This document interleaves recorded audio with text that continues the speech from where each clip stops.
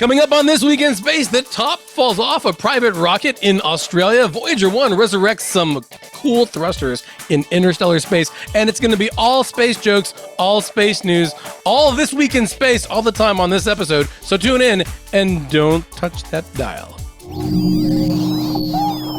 Podcasts you love. From people you trust. This is TWiS. This is This Week in Space, episode number 161, recorded on May 16th, 2025, the TWiS Comedy Hour. Hello and welcome to another episode of This Week in Space, the very special, I'm sorry to say it, This Week in Space Comedy Hour edition. We'll see how that plays out. I am, of course, Rod Pyle, editor-in-chief of Ad Magazine, among other things, and I'm joined by my fellow funny man, Tariq Malik, editor-in-chief of Space.com. Hello, sir. Hey, Rod. How are you today? Well, apparently not quite as jubilant as you, but I'm here. So I get my participation. I never got a trophy in sports. I won my sixth grade. The only thing I ever won that was sporting was my sixth grade handball competition. Not because I was any good, but because the other guy fouled himself out. And I got a couple of sneers and jeers, and that was it. No trophies at all. I have other trophies, but they're all for things that involve thinking. Well, I have some Little League trophies. And soon you're going to have, soon? Oh, yeah, the Space Pioneer Award. The Space Pioneer Award. Very exciting. Did you opt for the Moon or Mars Globe? I believe I opt for the Mars Globe. Yeah, good. I think, it's really cool. Maybe I'll be surprised. It's copper tinted. It's great. Okay, but before we start and waste the entirety of your hour, please don't forget to do us a solid. Make sure to like, subscribe, and do other podcast things to keep us going, because we need your love or something. But we're counting on you. All Admiration. Right. Now, jubilant praise. For right now, we're going to spare you from the usual space dad joke, because a whole flotilla of them are coming up as we unleash the TWiS Comedy Hour. You'll see. That's all I can say. First annual. Get ready to plug your ears. First ever. First ever. We had such a backload of jokes. Some good, some great, some squirmy. That's great. Thought, let's burn through those, because it's headlines week. So we're going to do headline joke, headline joke, headline joke. Now, I've heard that some people want to plug us instead of their ears when it's joke time on this show. And won't that be disappointing? But you can help send your best, worst, or most different space joke. And I mean it. You're lagging. I'm burning through a whole bunch of them this week, so it's time to step up and don't just go to 101 space jokes on the web. AI can do it sometimes, but its sense of humor is pretty undeveloped. It's kind of like asking a 6-year-old for. But you better laugh, because they're coming for us all. That's right. So that's true. So make our machine overlords happy. Send us your best, worst, or most different space jokes to us at TWiS@twit.tv. Until then, we're going to burn off some inventory this week. But first, let's do a couple of headlines. Headline news. Headline news. I love it. I got it now. Speaking of AI, right? Shh. That's my voice. Well, on alternate weekends. So we had an interesting launch attempt this week. That's right. Which was very reminiscent. You won't remember it probably, but the infamous Mercury Redstone 4-inch flight, which was a test of the Mercury capsule back in, I think, 1961, before the first crewed Mercury flight with Alan Shepard, where they fired the rocket and it lifted 4 inches off the pad. And then because of an improper fitting of a cable and a plug, and if you ever go look at a Redstone rocket at the bottom, there's a connector about this big around, maybe 2 inches in diameter, full of big fat pins. And that was the cable that went up and talked to it while it was still on the pad. Well, that didn't disconnect properly. So the rocket stopped firing and fell 4 inches back to the pad, perfectly vertical, right back on the launch bolts. It was pretty amazing. And sat there, and then poof, the parachute popped out of the capsule. And that was it. Well, this isn't that, but this is something also embarrassing. Oh, but one more thing. The cool part of that story is that the blockhouse, so this was when launch control was still at the Cape in Florida. And launch control was staffed primarily by von Braun's German team, which he brought over from Germany at the end of the war. They're trying to figure out, what do we do now? This rocket's still armed and ticking. It's filled with fuel. It's very dangerous. And what do we do? So the Germans, being ever practical, said, "We get a hunting rifle and shoot holes in the side to drain it." And, Chris Kraft said, "Over my dead body," and they didn't. So, my phone is going nuts here. Oh, I see. So that was that. But today this week we had a bit of a... That is Rod Pyle History Hour, brought to you by This Week in Space. I remember like it was yesterday, but what... Now let's talk about the news this week. Yes. Okay, go ahead. Sorry. No, so Grandpa's done. Yeah, this is a new company called Gilmore Space. They're based out of Australia, and this was going to be Australia's first ever orbital commercial launch, like native, right, from the nation. Very exciting. This is their it's not their first attempt. They have been delaying this flight of their rocket, but as they were preparing to launch the rocket, something went wrong at their pad in where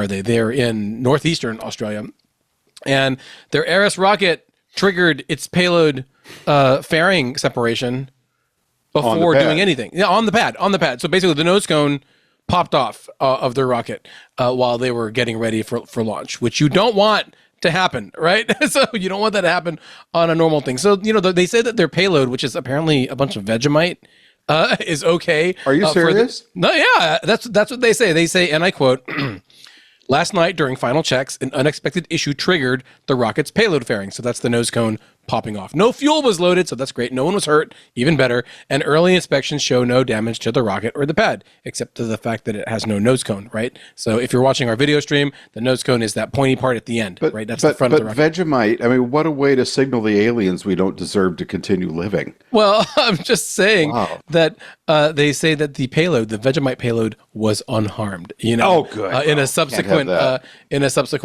post, and so yeah. They're going to launch Vegemite into space. They're going to get there. They're going to have to learn what happened. Obviously, some kind of either electrical or hardware issue may be at fault for this on their pad.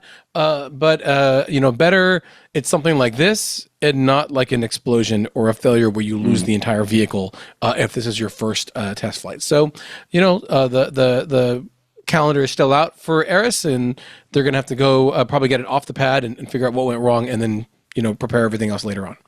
But watch Gilmore Space, because SpaceX blew up 3 times before they got to orbit. Right. So, all right. Next up from Ars Technica, also, as was the last one, woe to SLS. So yeah, the new skinny budget suggests cancellation of the Space Launch System and the Orion capsule, which is a little bit of a head scratcher, and Lunar Gateway, which is not a head scratcher. Not immediately, at least for SLS and Orion, probably after the first landing.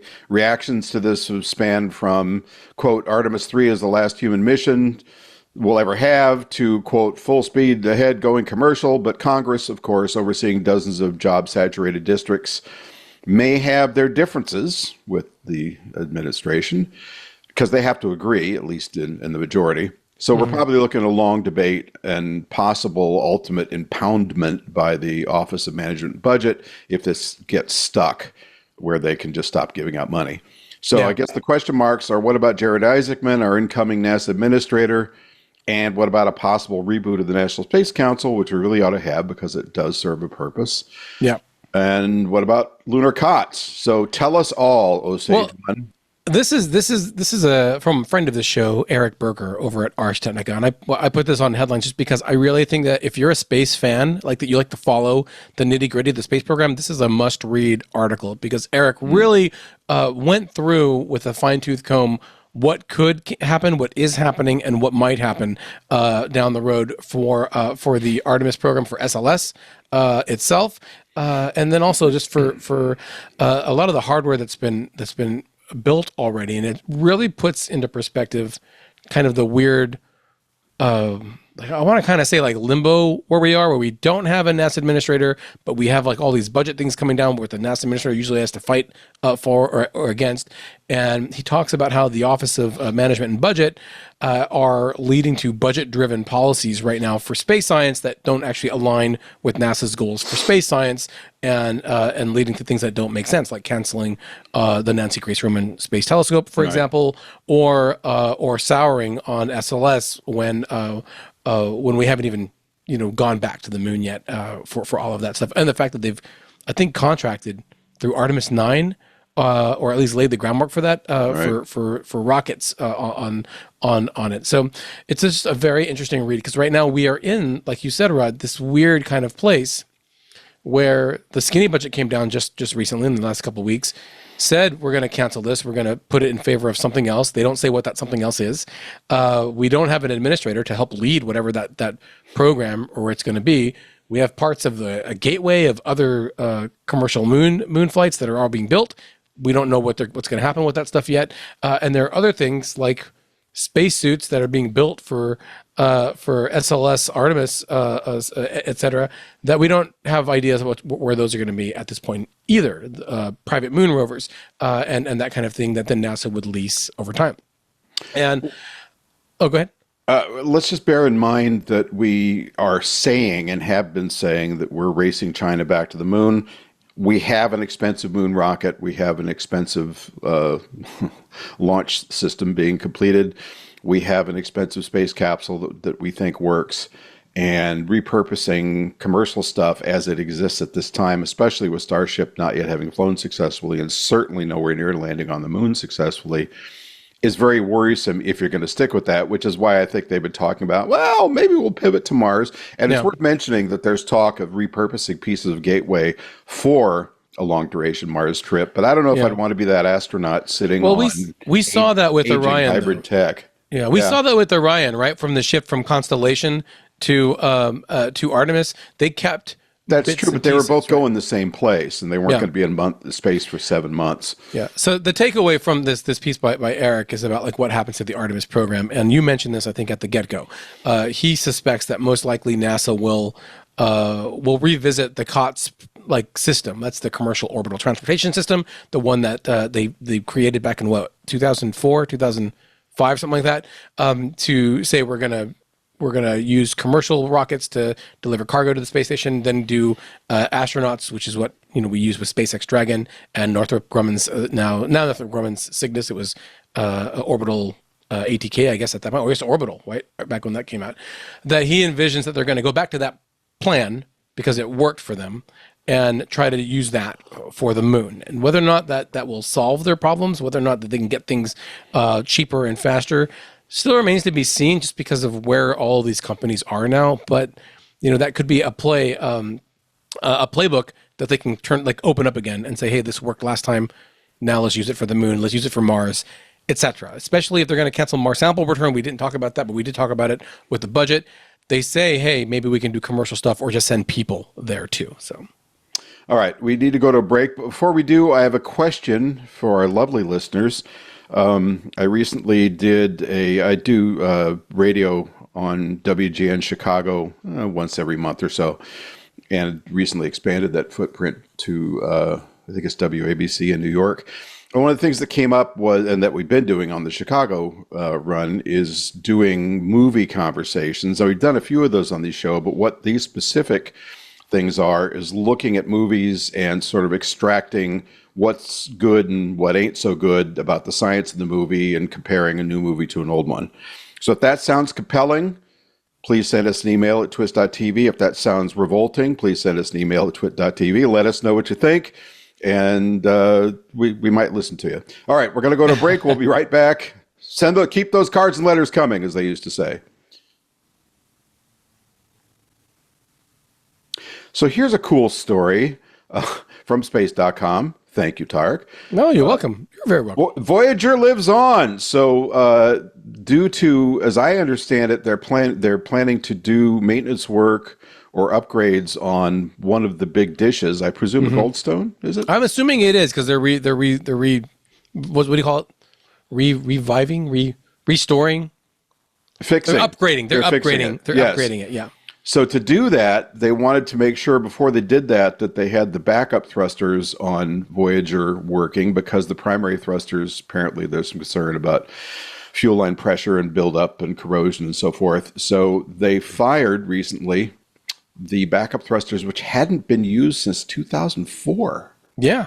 Yeah, these roll thrusters on the spacecraft, as I understand it. So that means I've had a whole career at space.com. Basically, since I've been at space.com, they haven't fired these thrusters, and now they know that they can. I think they did some kind of workaround to understand some of the switching on some computer boards or something like that. It's very engineering, the way that NASA described it. In fact, this was written the NASA announcement by Calla Cofield, former space.com writer, now over at JPL. You know her, Rod, right?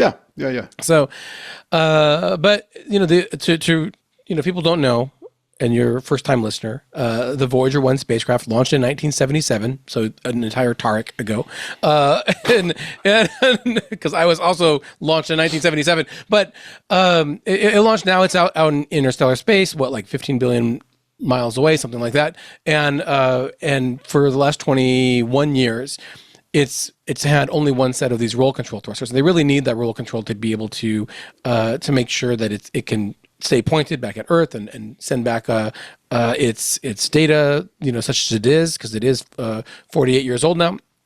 And as Rod, you suggested earlier, they're upgrading the Deep Space Network, the primary antenna they use for Voyager, and they want to make sure that the spacecraft is as ready. Like any road trip, right? You want to make sure that you have all your supplies, all your fuel, all your whatever ready to go, that the car is in good shape. And so that's what they're trying to do with Voyager here. And they just thought, you know what? Let's try to see what we can do. We thought these were dead thrusters. Let's see if we can figure out a way around it. And it sounds like they did it. So now they have this roll control, these thrusters, apparently in working order if Voyager needs it, while the Deep Space Network is offline, and it can keep itself pointed properly and keep on going. So I think that's great. It's just another, what did we call the Energizer moment for the Voyager spacecraft? They called it a miracle save, and I quote, it was yet another miracle save for Voyager, which means that Scotty is probably the chief engineer over there at NASA JPL to keep this thing running on. Actually, Scotty's a few bits of carbonized ash out in. That was just Earth orbit, right? Yeah. He went up on Celestis. Yeah, a few times, I think, actually. So yeah, because Scotty was large enough that he had lots to go around. Okay, sorry. From Paul Woolley. Hey, Tariq. Oh, we're getting jokes now. Yes, Rod. Why did the Mars rover apply for psychotherapy? Why, Rod? Why? Because it had abandonment issues. Okay, thank you, Paul. Very good. Okay, all right, kill that laughter. Let's see. We have a little more detail on the NASA budget cuts, but I think actually we've covered this, haven't we? Is there anything new in there? Well, I think the new thing here is that people aren't staying quiet. This week, yeah, you're right. It was the user groups. Yeah, the chairs of all of the advisory committees, some of them are people that work at NASA, some of them are just leaders in their field, and we're talking about things like the Mars Exploration Advisory Group, the Venus Exploration Advisory Group, asteroids, etc., across the board, outer solar system.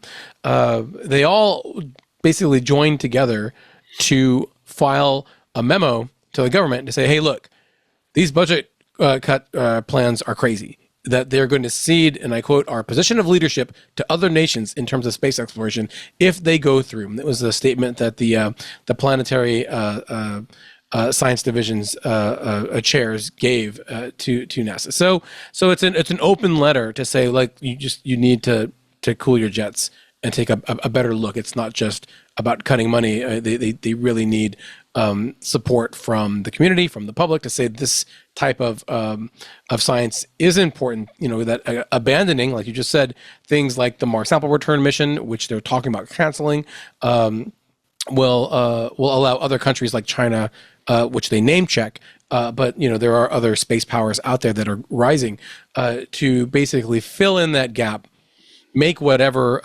advances in our absence, the collective United States, that they can, maybe even make discoveries or other partnerships that leave us out. And so it's just another step forward. We still, obviously the budget has a ways to go, but we're waiting to find out what's going to happen. And again, what a new NASA administrator, an official one, will have to say about it all.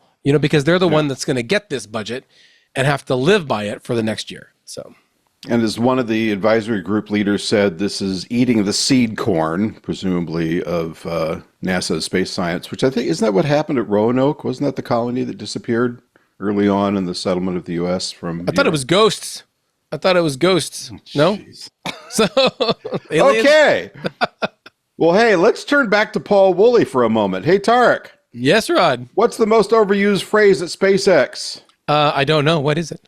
This time for sure. Oh, is that a Starship? Is that a Starship joke because the last two blown up? I think so. Yeah, because everything else works brilliantly over there. Oh, wow! Listen to John Ashley laughing in the background. He's we're going to talk about fellow.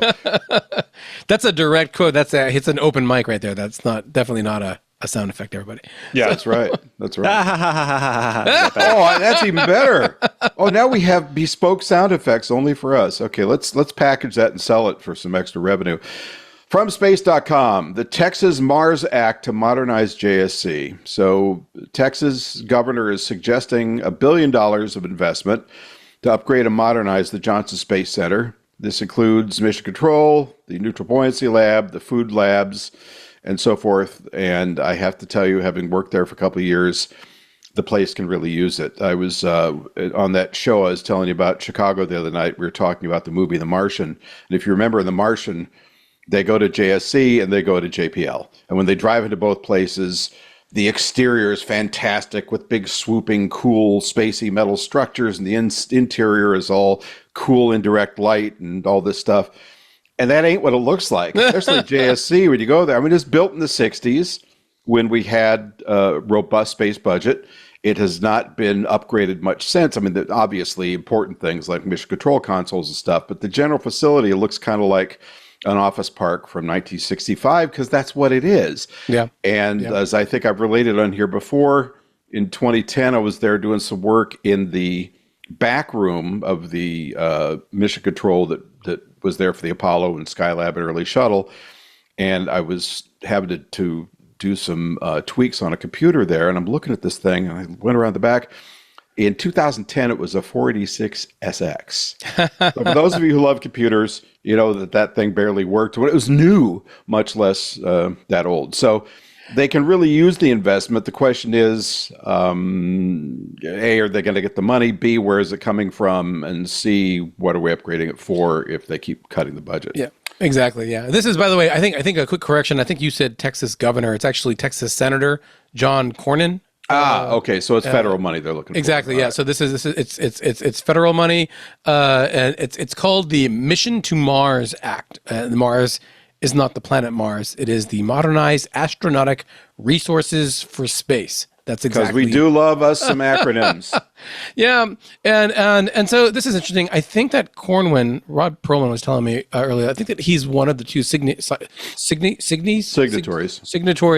Also, on that bill with Ted Cruz to move the space shuttle out of the Smithsonian and to Texas as well. So this is like another space bill that that he's put in there. But as you know, it would be to upgrade the neutral buoyancy laboratory for commercial space stations, because right now it's this giant pool built for the International Space Station and for moon stuff, which they already do. And for whatever reason, collaborations with the Department of Defense. I don't know why you would need a giant pool for the Department of Defense unless they're going to be doing spacewalks for the military. Space combat. I tell you. And then the other part of it that I don't think got mentioned was upgrading the Ellington Field for astronaut flight training. And then also the Astro Materials Curation and Research Facility, like giving that a big lift because they're going to want to do that for samples of the moon and Mars. What samples of the Mars is a big question if you're canceling the Mars sample return program. But you know, I think that NASA's already doing a lot of that, and they upgraded it for the samples of Bennu as a way to prepare for moon samples. So Bennu. Okay, I'm channeling, what was that horrible show with Robin Williams? Mork of Ork. Mork and Mindy, that was it. Mork and Mindy. I used to love that show. Of course you did. From David Eckerd. Yeah. From David Eckerd. David. Hey, Tariq. Yes, Rod. Athena landed sideways. Odysseus fell over. We got to find that moon bar and close it. That doesn't even deserve a sound. Okay. Let's go to an ad. We'll be right back. Go nowhere. We got better ones coming. Sorry, David. Really quickly, just to explain that joke, Athena and Odysseus are intuitive machines landers that both crashed because they fell over after trying to land on the moon. So Dave's joke is... Now, did they fall over because they crashed, or did they crash because they fell over? It's a matter of apparently it was semantics, because they were isn't at it? the bar, right? Well, there we go. Okay. Do we have, by the way, the intuitive machines story on the budget? I didn't check. The TLDR is that they're going to launch back to the moon in Q1 of 2026 with Intuitive Machines 3, and they have learned what caused it. Now, have they at least widened the legs or reinforced them or something? No, they said that they had their big Q1 earnings call this week, and they said that it was the fact that the lighting was not as expected at the southern area of the moon that they thought from the orbital imagery. Combined with some telemetry issues, obviously, that they had on the spacecraft itself, that combined into like an issue for them to have an off nominal landing. And they think they can fix it for IM-3. So they're all systems to go. The sun got in my eyes. Okay, that was always my excuse in softball. From space.com, we hope the next number 9 Starship test flight next week. And it is reported that our friend Elon Musk, Wacky Elon, will give a talk before the launch to outline his updated Mars plans. Yeah. On May 21st. And compellingly, this is a reflight of the Test Flight 7 first stage booster. So that's an advancement. We hope to see Starship actually go into orbit this time, but we'll see. Well, I don't think that they're planning to go into do a full circle orbit, because I think they're still trying to finish that flight plan that ends in the Indian Ocean with Starship. But we'll have to see, because they could be changing things. But as you said, Elon Musk said this week, and I quote, "Just before the Starship flight next week, which gives us the timeline for the launch, I will give a company talk explaining the Mars game plan in Starbase, Texas, that will also be live streamed on X." So a couple of things there. Starship flight next week. That means that as of our next episode, dear listener, we may have Starship Flight 9. Although I did hear that it might be slipping till later in the week right now. And that he says our Mars game plan in Starbase, Texas. And for folks that don't recall, all less than 100 or 200 people went to the polls in South Texas, voted to make Starbase a town or a city. Most so Starbase, of them Texas, SpaceX employees, shockingly. Exactly. Yeah. So just a couple of extra things. They're going to have it live on X, the talk. Elon Musk has given an annual talk almost every year since 2016, when he unveiled what has become the Starbase or the Starship Super Heavy launch system, to really give an update on the vehicle, its plans, what's different this year, what's not different, where they think they're going to be going. And so I don't think we got one last year. And so this is going to be an opportunity to hear kind of from the horse's mouth what the current plan is, what their timeline might be, what types of things need to be upgraded or changed, and what they've learned from the last 2 failures. There are other stories that are out there. ProPublica has a big in-depth investigation this week about how the UK is asking the FAA to change their Starship flight path clearances. I suspect because they have islands like the Virgin Islands in the Caribbean, and they don't want Starbase chunks falling on them if they fail again. People get so picky about things falling out of the sky, you know? Right? Am I right? Come on. Don't get me started about It the could be a planetary part of defense. space flight if it falls into your house. I was going to say, don't get me started about the planetary defense hearing at the House this week too, because that was very interesting, to say the least. But so we'll see what they say. The 2 things I would say if you're going to tune into this talk to look for are A, what is their timeline for actual orbital flights, as well as their testing timeline for reflight, for refueling the vehicle, which they have to refuel how many times, Rod? 25 million, right? Well, to get to the moon. So we don't know. Like 15 to 20 or so. 16 to 24. Yeah. And this is with a company whose cadence so far has been to launch once every 6 to 10 weeks. Yeah. And you've got cryogenics up there fizzling away, boiling away. And even if you keep them chilled, you're going to lose a significant amount of propellant before the next tanker gets there. So you're kind of half topping up and not half, but some percentage topping up and some percentage refilling boil off. Yep. And then you got to hope that the next one gets there without a problem and there's no scheduling problems on the ground. It's nuts. And let's just bear in mind when this was sold to NASA for a lunar lander, they had said 6 tanker flights. And now it's multiples of that. So it's a little bit of a head scratcher. Well, and part of it is because you have the 100% reusability goal that SpaceX has. They are flying the Flight 6 booster. Is that right? Yeah. The Flight 6. Flight 7. The Flight 7. Yeah, the Flight 7 super heavy booster. That's the one that came back during the first failure this year. I think they've only changed a few engines out, which is pretty amazing, I have to say, of the 33 that are on the first stage there. But so, look for that reuse performance. Look for the refueling timeline for testing. Look for anything about life support, too, because he told me in 2019 that was going to be a cinch, but we haven't seen anything except an empty Starship from the inside with a banana. He told you personally? Well, I asked him the question in the press conference. At Oh, Starbase. cool! So, I didn't know that. Yeah, and so he it wasn't just me like we were chewing the fat. I don't. Yeah, I but I bet your taxes are still tagged for an audit now because you asked that question. Apparently.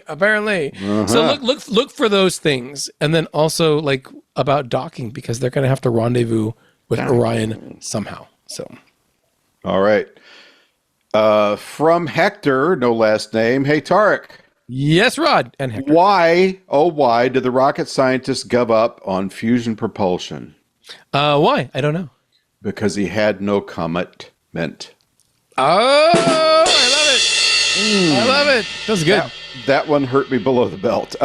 Speaking of comets, the comet is in Fortnite OG now for people that play that game. Very exciting.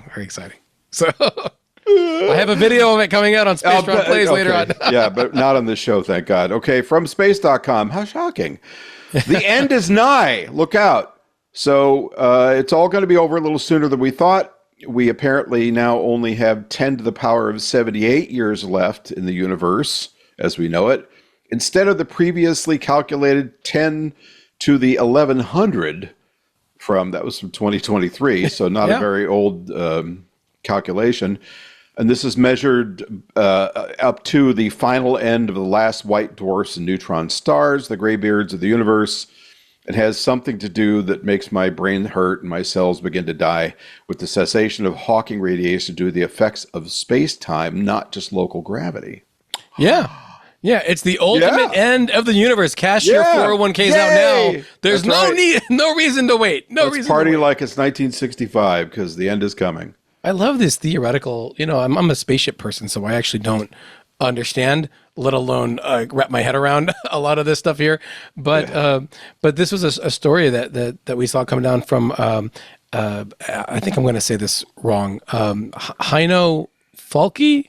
He's a theoretical astrophysicist at Radboud University in the Netherlands. I'm sure I'm saying that wrong. And according to their new calculations, they predict that the universe is the most enduring objects, those white dwarfs, the glowing remnants of dead stars and neutron stars. That's when they're going to fade away. The decay. What do they call it? The big whimper? Is that the big? Like we started in the big Big Bang, the final whimper, something like that. Yeah, something like that. And it's based on Hawking's theory that the black holes evaporate right over time. That radiation just vanishes; it goes away, and so they've been able to take all of that, like what they know about that kind of radiation, about how stars die, how they peter out, and put that into a simulation, which then mapped out the exact heat death. That's what it's called. The heat death of the universe, right? When there is no more anything and it's just black silence. Sounds like my first marriage. Okay. Right now. So. Yeah. Yeah. From James.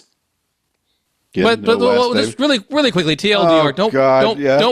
Don't worry about the. Hey, you had a whole preamble about a failed Mercury launch before we started. So just so that everyone knows, because I went through this with my daughter when she was 5. Don't worry about the heat death of the universe, right? It's like it doesn't matter to you and to me. I want to know where my next cup of coffee is going to be. And a spoiler alert, it's going to be right after this podcast downstairs, and I microwave my coffee. So That's what's important to me. You know, the fact that we lose maybe like a few hundreds of billions of years on the universe. Not so much. We'll be cavorting the multiverse by then. You know, the distant Malik droids that are out there. It's going to be great. Why are you showing us your coffee cup? Are we supposed to get excited about that somehow? No, I'm just drinking coffee. The fact that you microwave your coffee is a sin amongst its own. It's 90 seconds for Folgers instant coffee.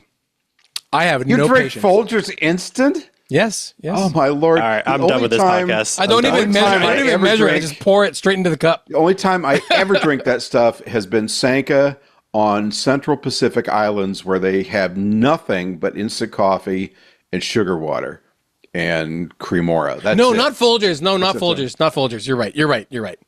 It's Nescafe. So, sorry. Okay.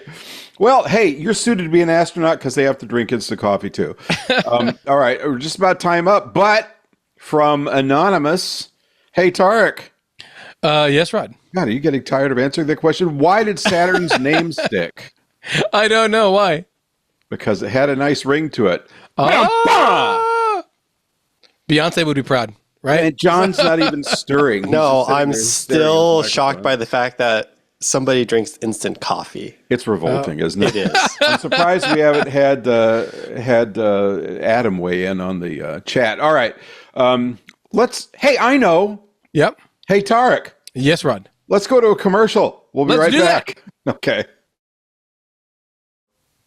We got 20 minutes left, man. What are you talking about? These guys, you cut them loose in the back room, and they're just all out of whack. All right, from Space News, one I like to call "Death by 1,000 Computers." So China has launched its first 12 orbital computing sats. They plan for a total of 2,800, designed to move power-hungry computer off-planet, which is a laudable goal, actually, given that AI is devouring the energy output of most of the Western world at this point, and lessen environmental impacts. And China, whatever you think of their politics, is leading in green initiatives.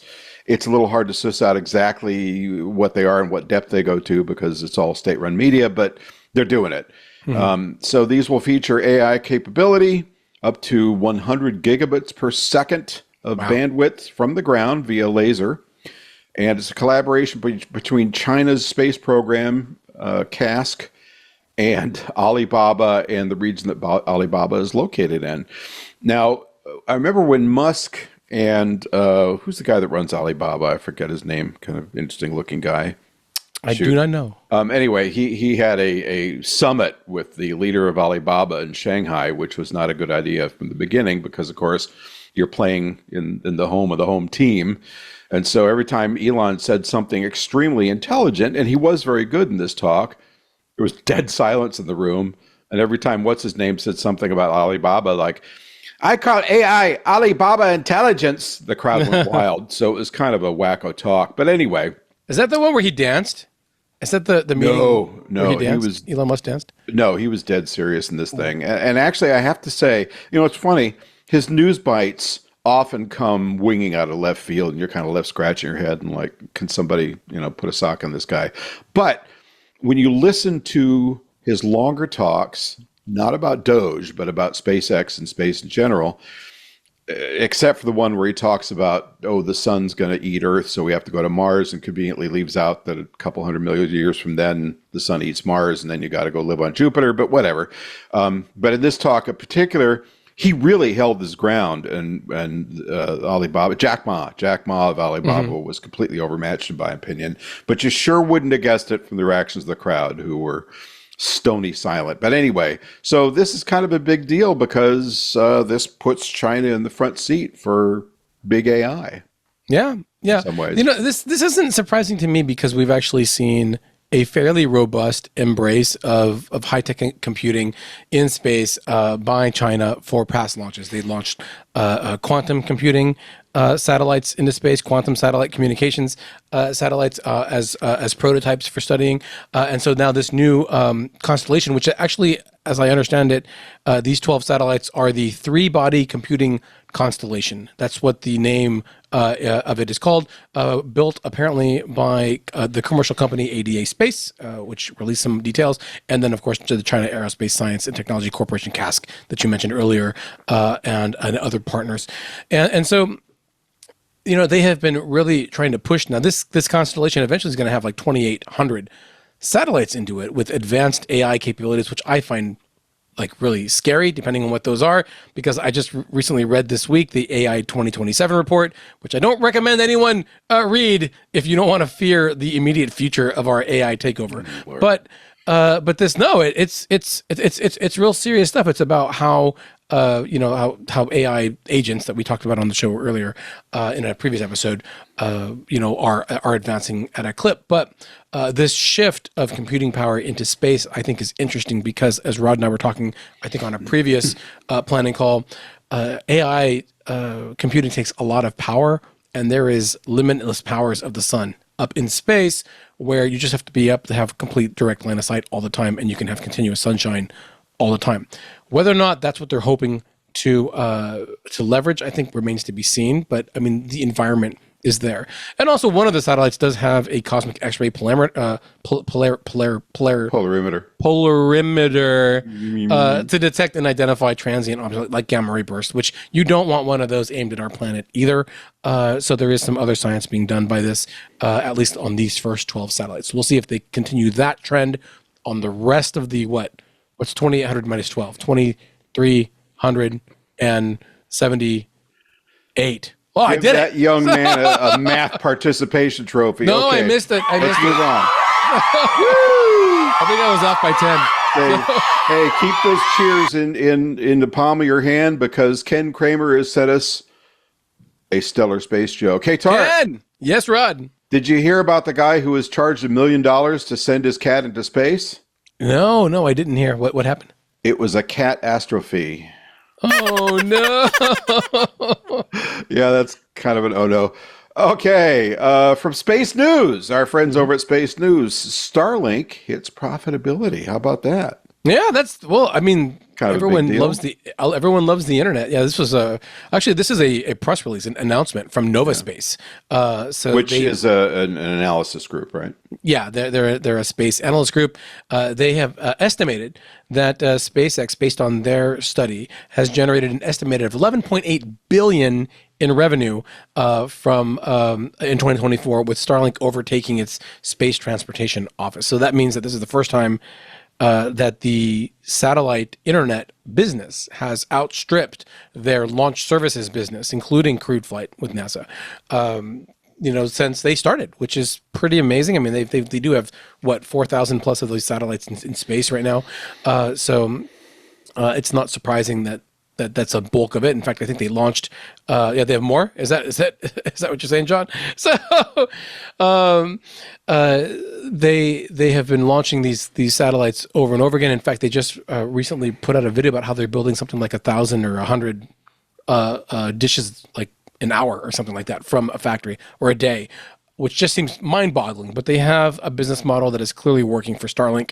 They just signed, I believe, some new deals as we speak this week in the Middle East as part of it was announced along with the Trump visit to the Middle East. And so clearly there is a drive there, and they are the leaders right now, even though Amazon just launched their Kuiper satellite and there are others that are planned. They are once again the company to beat when it comes to space-based satellite internet. Oh yeah. Well, Ed, if you're Amazon and you've launched what was their first tranche? 12 satellites in the Kuiper project?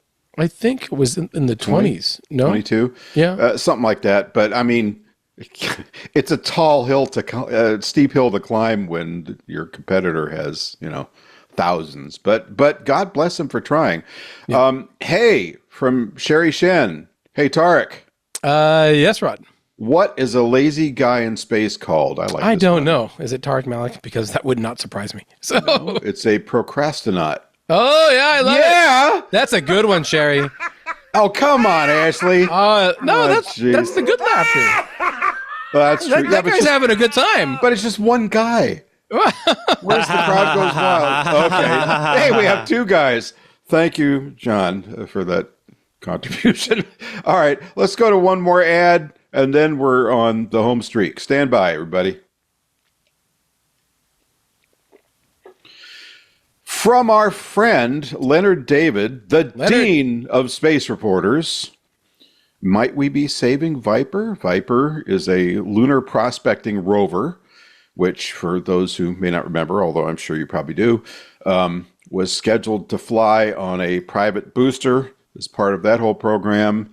Viper was completed, and in the process of integration, when it was realized the booster was not ready to go, the rocket to launch it. You mean lander? It was going to fly on an astrobotic. Oh, sorry, the lander, on an astrobotic lander. Get your facts straight, pal.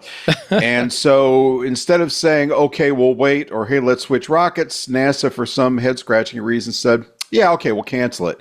Now, this thing's already, the sunk costs are pretty much done. Yeah, it would have needed integration and operational costs. The money for the launch had been allocated, and it was just put into mothballs.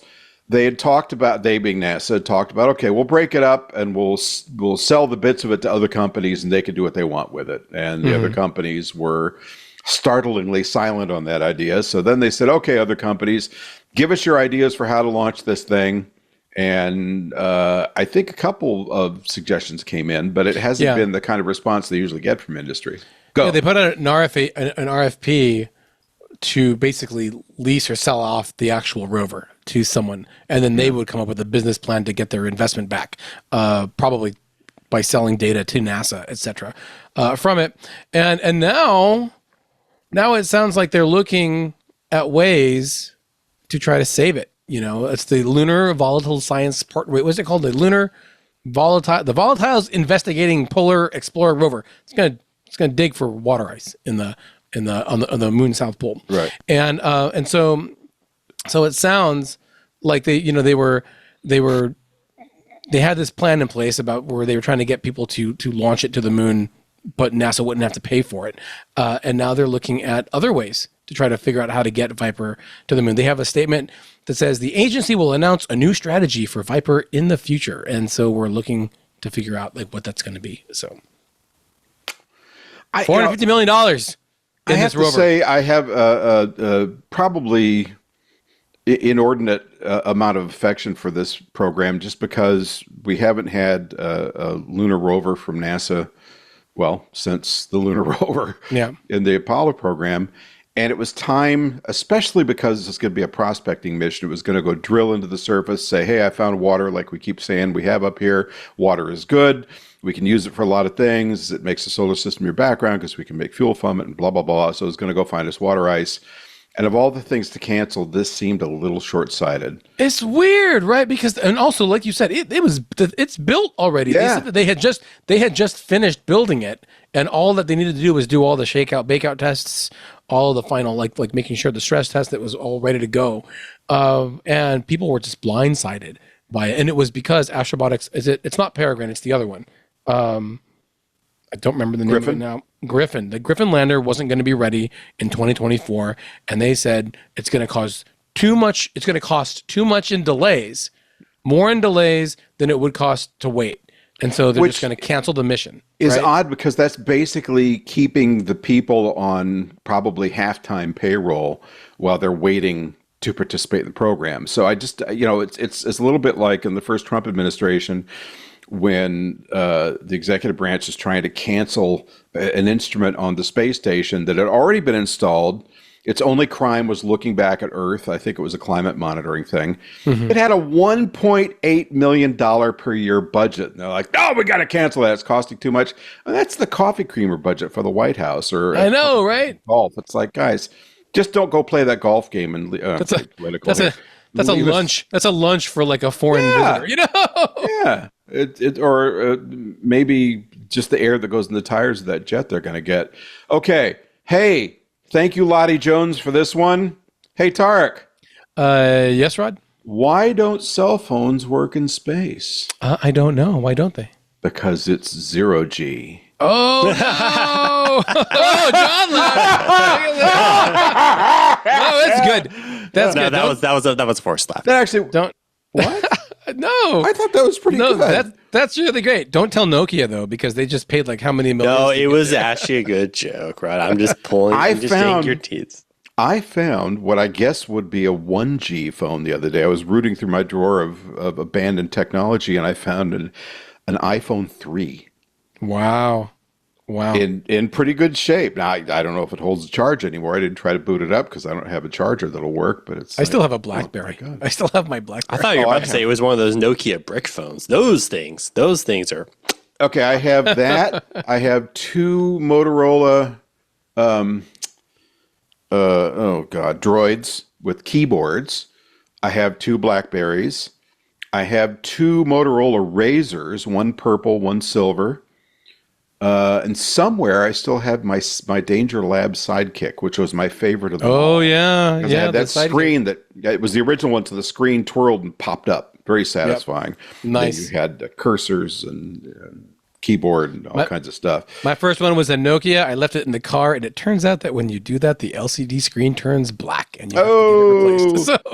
And I think I actually, in my storage unit, I think I still have my first cell phone, which was the size of a cigar box and with a corded handset and all that stuff, and insanely expensive to use. From space.com. Oh, you love these. The biggest solar flare of 2025. Yeah. Speaking of cell phones, if your signal gets a bit spotty, you're gonna see why I said that in a minute. Wah, wah. We just had there's a huge active sunspot region on the sun. That's the spot joke. I'm sorry, right? Wow. But you know what you signed up for when you clicked play on the podcast. So, but no, this active region called AR 4087 has just turned over from the western limb of the sun, which means that it's rotating into view of the Earth, basically to line up. And it unleashed the strongest solar flare of the year, an X2.7 flare. X flares are the strongest explosions on the sun. They are big eruptions of plasma and radiation when they're aimed directly at Earth.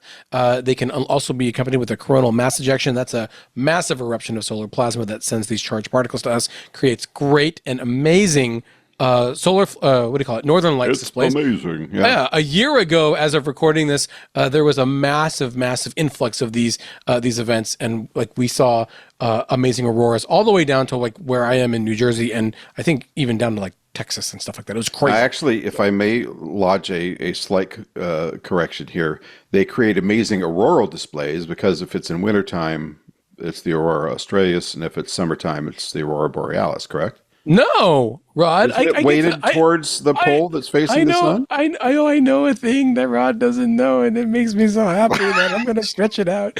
No, the aurora borealis are the auroras that are over the North Pole. The aurora australis are the auroras that are over the South Pole. It's not about winter or summer because it's still the aurora australis when it's summer. No, I know, but won't one become more prominent in the season that it's tipped towards the sun because we have a significant polar tilt?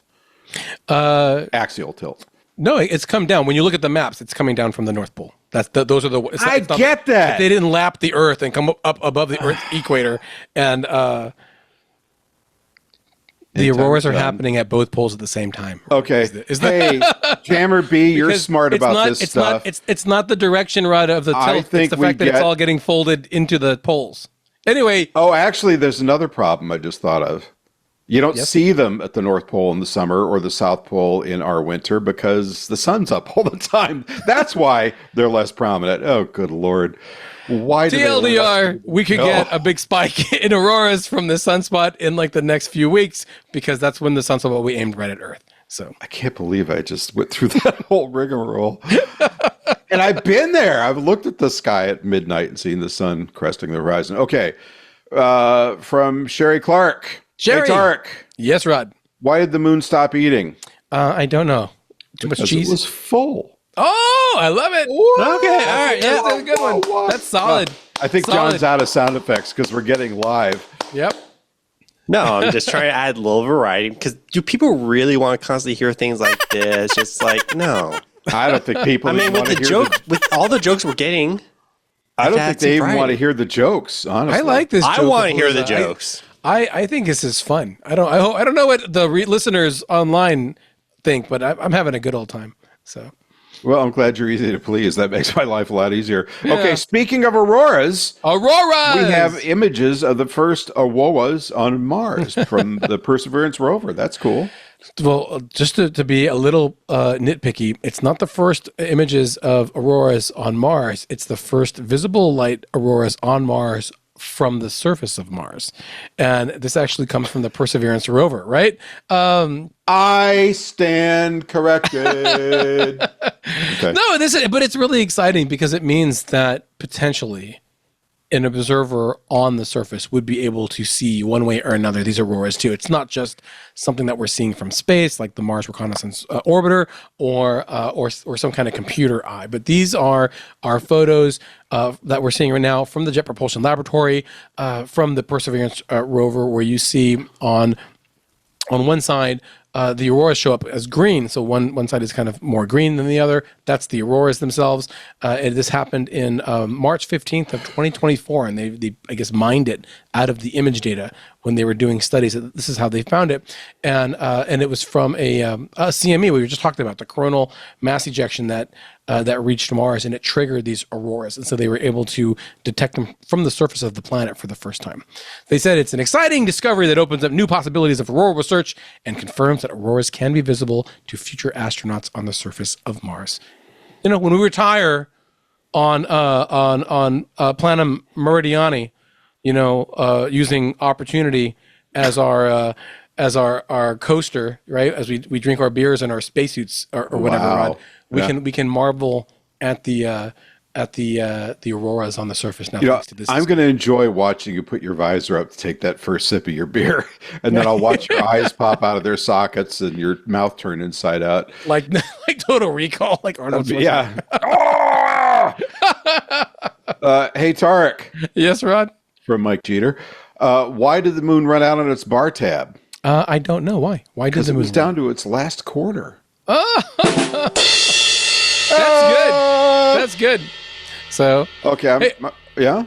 I know we're at the end, but I have another news story if you want to fit it in. Yeah, actually, I was going to ask you about Virgin Galactic. Yeah, that's the one I was going to say. This is from Bloomberg, and I wasn't. I personally was kind of having my doubts that they'd finish this thing, given the condition they're in, but apparently they are. Yeah, it's not just from Bloomberg. It's from Bloomberg and Space News too. But Virgin Galactic, like Intuitive Machines, had their first quarter earnings call this week. I actually listened to the whole thing and went through the presentation.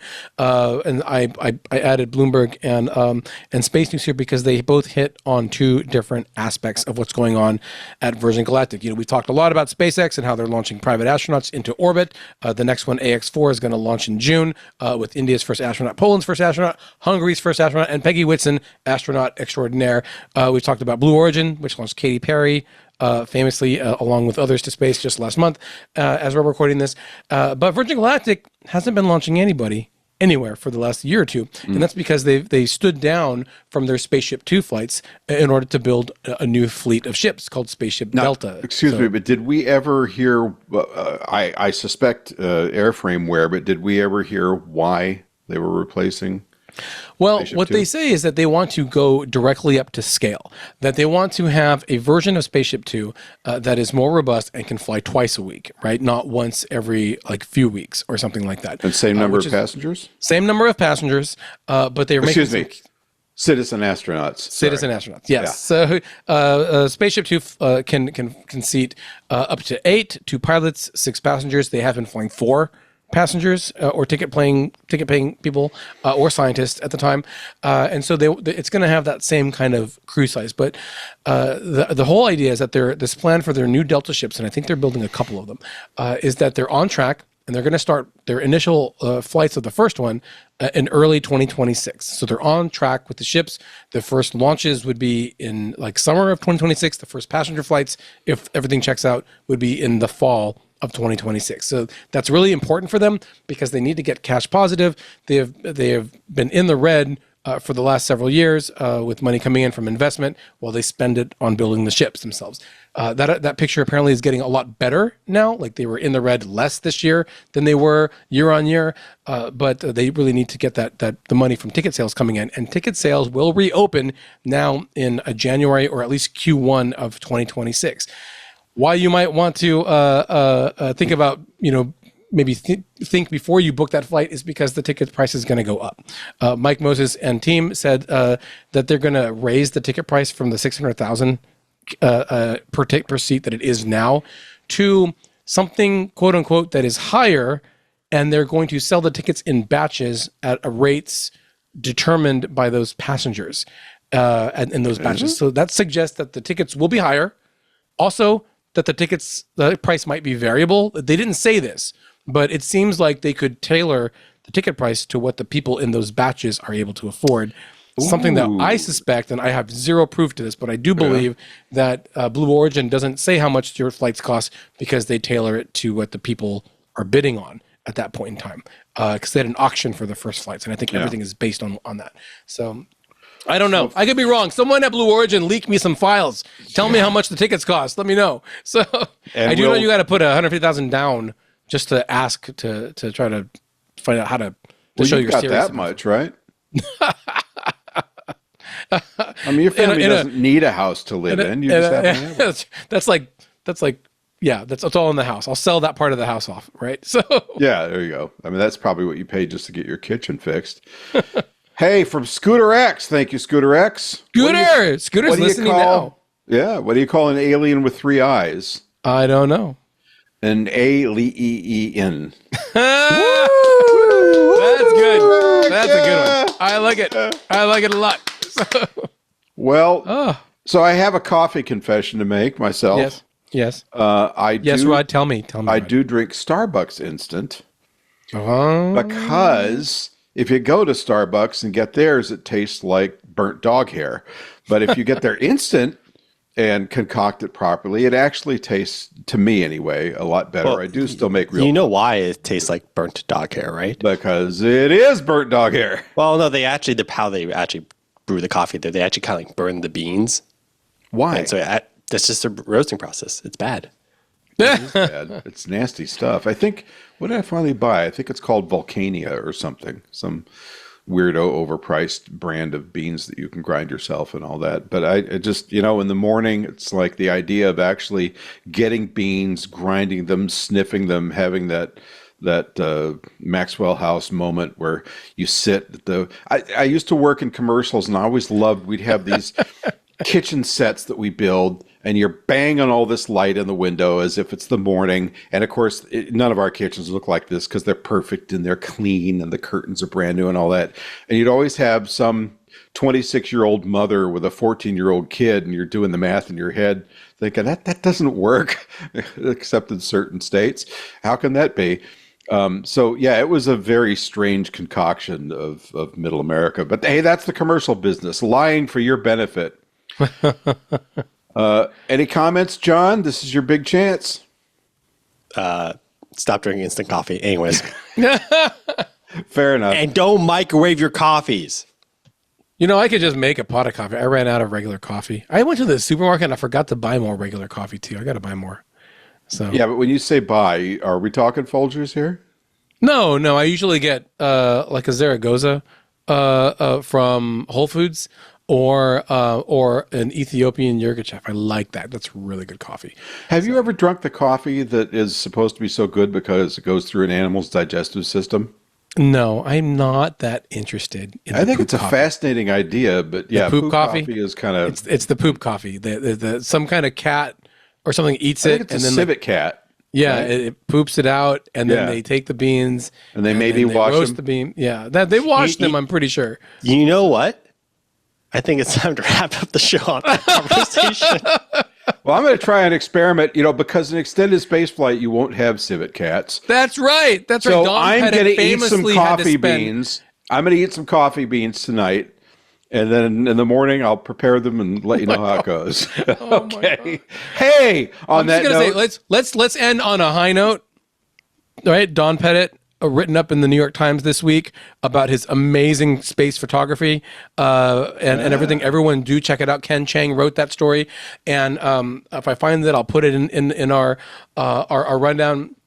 But Don Pettit, famously, when he got put in as backup crew for his first space station mission, I believe, did not, according to the book that I read, I could be wrong. The book could be wrong. It was such a late addition that he didn't have his menu on the space station waiting for him. So because he loves coffee, he had to spend his weight allotment to get as much instant coffee as he could take with him on that flight. And when he went back, he planned everything in advance, and he invented the world's first space coffee cup. And on this last mission that he just came back from at age 70, as NASA's oldest active astronaut, he had that space coffee that he invented from the cup that he invented in space, and it was amazing. I just think that that's awesome. And that's instant coffee, but it's instant coffee in space, my friends. I'm sorry, I fell asleep there for a moment. Okay, just wow. Speaking of astronauts and cool, just a preview on June 13th. What are you laughing at? Oh, John's like, you're the one, Rod, that you started talking about the poop coffee. On June 13th, we're scheduled to have Nick Hague on the show. Yeah, Nick Hague, Space Force. Space Force. Woo! Yeah, let's play that theme Also song. an astronaut. No, let's not. All right. Hey, everybody. Hey, Tariq. Yes, Rod. Thanks for joining us today for episode 161, the TWiS Comedy Hour. Where can we find you entertaining the masses these days with your jokes? Well, I'll tell you where you won't be finding me, and that's on a New Jersey Transit train into my office in New York because they're on strike, and we don't know when I can get on a train again. But you can find me at space.com, as always, on the Twitter and the X, at Tariq J. Malik, on YouTube, at Spacetron Plays, where I will be playing with the AI Darth Vader and asking him questions. He will talk back to you. The brand new update today. That's going to be exciting. And tomorrow I'll be at a Renaissance fair, so I'll get the AI Darth Vader talk, and I will talk to... I guess some pirates at the Renaissance Fair. It's going to be amazing. Talk back, you will. Okay. And of course, you can find me with my horrible impressions and inappropriate comments at pilebooks.com or at astromagazine.com. And soon at the International Space Development Conference, which is on June 19th through the 22nd in Orlando, Florida, where people will be coming by the thousands to see Tariq, and my 3 loyal fans may show up as well. Book tickets always now. Remember, huh? I said book your tickets now. Oh, wait, I'm sorry. Your 1,000 fans are just your family that we're accommodating. And always remember, you could drop us a line at twis@twit.tv. We welcome your comments, jokes, suggestions, and criticism if you must. New episodes of this podcast publish every Friday in your favorite podcatcher, so make sure to subscribe, tell your friends, give us reviews. We live and die by your reviews and your love and your 5 stars and all that. And don't forget, we're counting on you to step up and join Club Twit in 2025. Besides supporting this show, you'll help support Twit in general, which brings you all the best in technology and other programming, well, and stuff like this, and horrid space jokes. And you get all the great content with video streams, stuff you can't see anywhere else, and annual subscriptions are back. Did I get that right, John? No, you did. And also, just to note, there's Yes? a good likelihood we might be raising the prices down the road. So get grandfathered in. Yeah. Because if you do it now, you'll get to keep your low price. You can also follow the Twit Tech Podcast Network at Twit on Twitter and on Facebook and twit.tv on Instagram. Thanks, everybody, for sticking with us for this whole hour full of terrible jokes and Tariq's meandering experiences. And poop coffee. And that was all coffee. Rod. I'm just saying. It was not. I did not use the P word. That was one of you guys. And you're the one that kept talking about it, really going into the details of it. And we're looking to contribute. Everybody's got to have their fetish. Okay, everybody. Oh, my God. We'll see you next time. Take care. Ta-ta. Hey, focus up. That is what I said to Hands on Tech when we looked at the relaunch. It is time for us to focus on one topic at a time and make sure we're answering that question. I am answering that question as thoroughly as possible. If you are a member of Club Twit, you can watch the video version of this show completely ad-free. Of course, listen to the audio version ad-free. If you're not a member, the show will still be available to you in both ways. You can watch the video on YouTube with ads, or you can watch the audio as you always have. Listen to the audio as you always have in our feeds. In any case, you gotta tune in to Hands on Tech, because I guarantee there's going to be a question you're going to want to have the answer to. And from time to time, I also review a gadget, a gizmo, or something of the sort. You gotta check out Hands on Tech, and I can't wait to get your question.